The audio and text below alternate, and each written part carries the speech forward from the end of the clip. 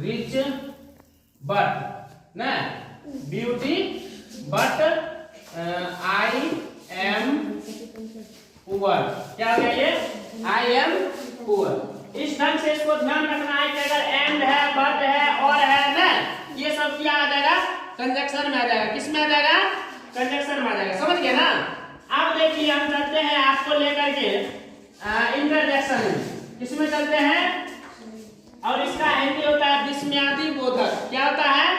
विस्मयादि बोधक अव्यय। क्या होता है विस्मयादि बोधक अव्यय? अब कहता है यह वैसा शब्द है, ये जो इंटरजेक्शन है यह वैसा शब्द है जिससे आकस्मिक प्रसन्नता ना, अचानक खुशी हो जाना ना, किसी प्रकार के बढ़िया से मान लो सुनेगा कि ये मतलब काम हो गया उसका ना, या तुम्हारा जो मान लो कोई सफलता पूर्वक काम हो जाता है, उसको जानकारी मिलेगा, तुम खुशी कितना हो जाएगा, तुरंत कितना खुशी होगा, होगा कि नहीं होगा?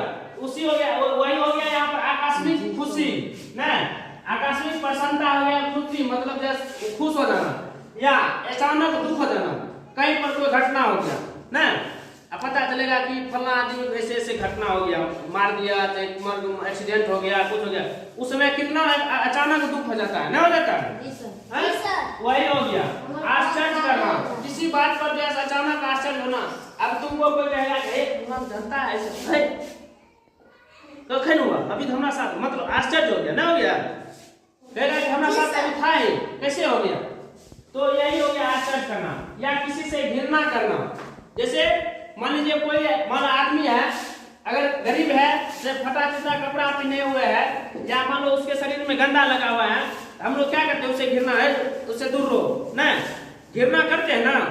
वही हो गया, क्या हो गया? घृणा जैसे इंटरजेक्शन हो गया। इसी सब को भाव को व्यक्त करता है, इंटरजेक्शन कहलाता है। समझ गया? आकस्मिक खुशी देना, दुखी देना, आश्चर्य होना, या किसी से घृणा करना, यही इंटरजेक्शन कहलाता है। क्या कहलाता है?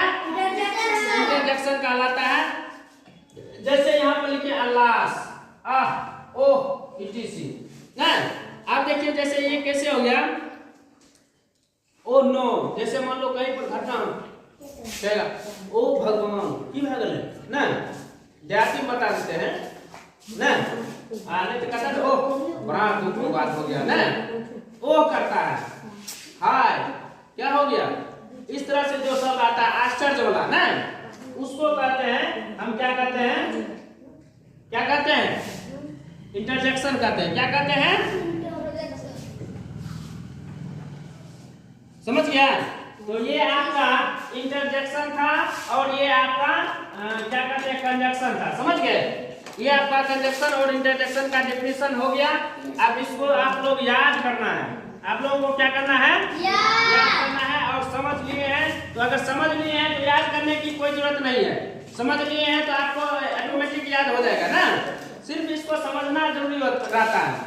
जैसे मान लीजिए कहेगा कंजक्शन किसे कहते हैं, या शब्दों या वाक्यों को एक साथ जोड़ने की प्रक्रिया को ही कहते हैं कंजक्शन ना। जोड़ने वाला शब्द क्या कहलाता है?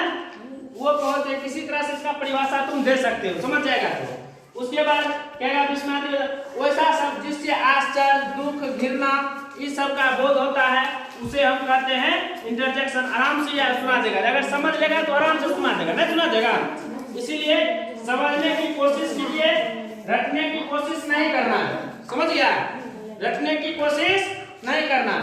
अगर सफलता पाना है तो दिमाग को लगाओ यहाँ पर, नहीं तो घबरा जाओगे। समझ गया ना?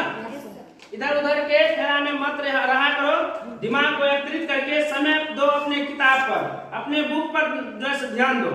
इधर उधर से तुमको कुछ मिलने वाला नहीं है। साइकिल दबाएगा, चाहे मान लो इधर घूमेगा उधर घूमेगा, उससे कुछ फायदा नहीं होने वाला। इसीलिए आपको जितना समय है, अभी आपके पास बहुत सारा समय है, इसको ध्यान से देखिए और ध्यान से समझने की कोशिश कीजिए, और इसको जैसे दिमाग में रखिए हमेशा। कल आपको भी जरूरत हो सकता है जैसे पढ़ाने का, उस समय आपको इस तरह की दिक्कत नहीं होना चाहिए। समझ गए ना? इसीलिए हम कहते हैं कि इसको ध्यान से समझ करके बढ़िया से आदमी एक बार दो बार घर पर पढ़ेगा और अपना बढ़िया से जैसे याद हो जाएगा। ठीक ना? थैंक यू बच्चों। अब जैसे आपका ग्रामर का चैप्टर ये खत्म हो गया, पार्ट ऑफ स्पीच का। अब जैसे फिर आगे हम मिलते हैं नाउन के। समझ गया? जो हम पार्ट ऑफ स्पीच में नाउन पढ़े थे और नाउन के आप जैसे प्रकार पढ़ेंगे, ठीक है? नाउन के कितने भेद होते हैं और कौन कौन होते हैं उसके बारे में हम फिर जानकारी लेंगे। इस तरह से ग्रामर को हम पूरे आपका सोल्यूशन कर देंगे। आप लोग सिर्फ ध्यान से पढ़िएगा और ध्यान से इसको समझिएगा। कोई दिक्कत नहीं ना? ठीक।